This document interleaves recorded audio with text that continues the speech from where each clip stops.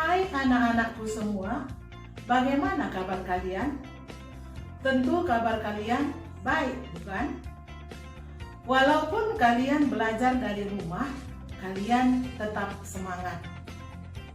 Jumpa lagi kita dengan pelajaran prakarya. Dan jangan lupa berdoa sebelum memulai pelajaran.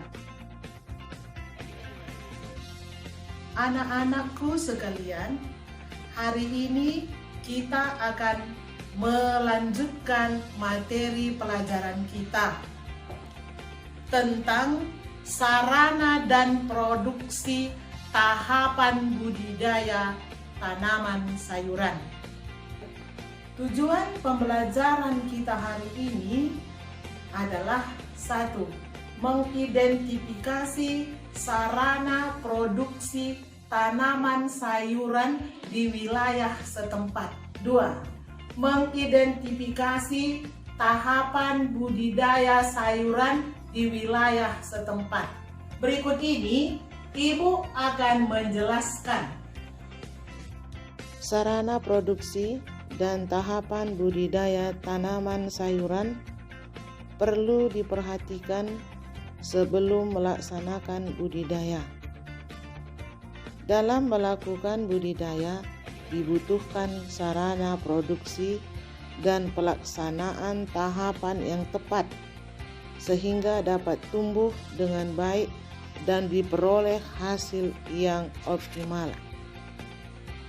1. Sarana produksi budidaya tanaman sayuran. A.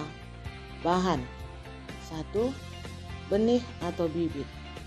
Benih berbeda dengan bibit. Benih berbentuk biji, sedangkan bibit sudah berbentuk tanaman yang masih kecil. 2. Pupuk. Pupuk digunakan untuk menambah dan melengkapi kandungan unsur hara yang kurang dari tanah. 3. Pestisida. Pestisida berguna untuk mengendalikan serangan organisme pengganggu tanaman. Pestisida dapat berupa pestisida alami dan buatan. 4. Media tanam. Media tanam berfungsi sebagai tempat tumbuhnya tanaman. Komposisi media tanam perlu disesuaikan dengan jenis tanaman yang dibudidayakan. Media tanam bahan organik. Yang pertama adalah arang sekam. Arang sekam adalah hasil pembakaran tidak sempurna dari sekam padi yang berwarna hitam. 2. Kompos. Kompos merupakan zat akhir proses fermentasi tumpukan sampah.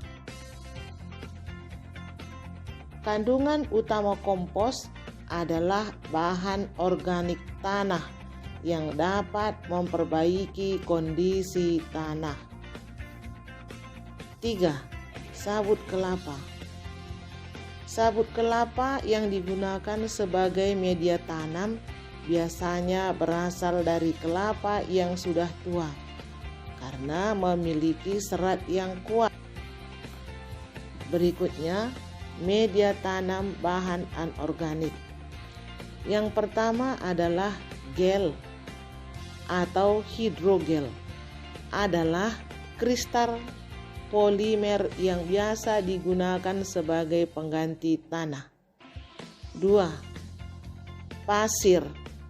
Pasir memiliki kapasitas kelembapan sangat rendah dan kandungan hara rendah. 3. Pecahan batu bata.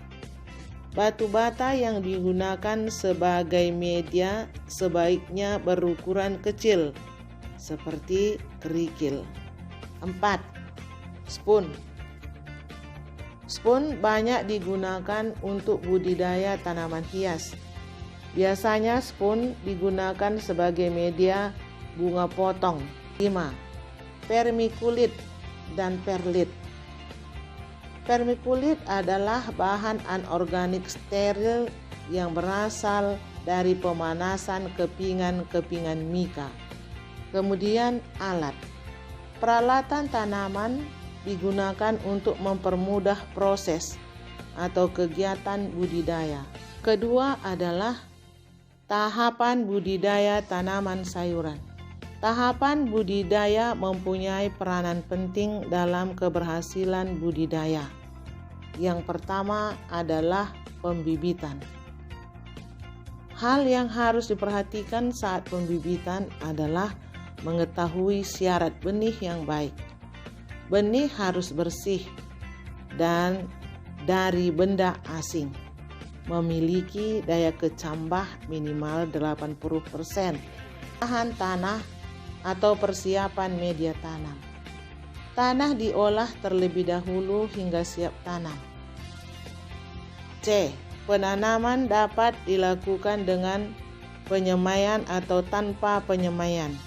Jarak tanam tiap benih atau bibit perlu diperhatikan agar tanaman memperoleh ruang tumbuh yang seragam dan mudah disiangi. D. Pemeliharaan. Yang pertama, penyiraman. 2. Penyulaman. 3. Penyiangan. 4. Pembumbuman. 6. Pengendalian organisme pengganggu tanaman. 7. Pemasangan ajir atau turus untuk tanaman sayuran. E. Pemanenan. Tahap pemanenan dilakukan pada waktu yang tepat sehingga hasil panen memiliki kualitas yang baik. F. Pasca panen. Keperluan pasca panen perlu diperhatikan agar kualitas produk tetap terjaga. Tanaman sayuran memiliki kadar air yang tinggi sehingga mudah rusak atau busuk. Demikianlah penjelasan Ibu tentang sarana produksi dan tahapan budidaya tanaman sayuran. Kiranya anak-anak Ibu dapat mengerti. Dan jika ada yang kurang mengerti, dapat ditanyakan dalam kolom komentar. Dan sebagai kesimpulan pembelajaran kita adalah bahwa dalam melakukan budidaya tanaman sayuran dibutuhkan sarana produksi dan tahapan budidaya yang memadai. Sekian dan terima kasih.